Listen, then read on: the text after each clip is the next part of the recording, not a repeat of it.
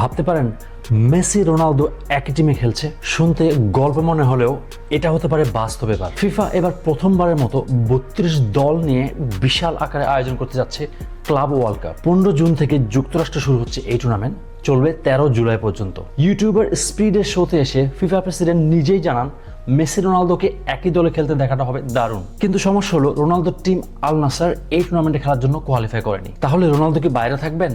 গুঞ্জন উঠেছে inter Miami এবং কাসাব্লাঙ্কা সহ ইউরোপিয়ান অনেক ক্লাব রোনালদোকে তাদের দলে নিতে চাচ্ছেন। এই নিয়ে রোনালদোর এক লেটেস্ট ইনস্টাগ্রাম পোস্ট নিয়ে হইচই পড়ে গেছে। এই পোস্টের মাধ্যমে রোনালদো জানান তিনি আল নাসার ত্যাগ করে নতুন ক্লাবে যোগ দিচ্ছেন। তিনি লেখেন, একটি অধ্যায় শেষ, কিন্তু গল্প এখনো লেখা হচ্ছে। এই পোস্টটি রীতিমতো ইনস্টাগ্রামে ভাইরাল।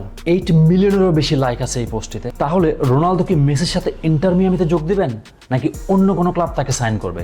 ঘটনা যাই ঘটুক না কেন, রোনালদো মেসি এক টিমে খেলুক বা আলাদা দলে খেলুক, ক্লাব বিশ্বকাপে এই দুই লেজেন্ডকে দেখার সম্ভাবনাটা এখন অনেকখানি বাস্তব রূপ দিচ্ছে। আপনি কি মনে করেন? কমেন্টে জানাবেন।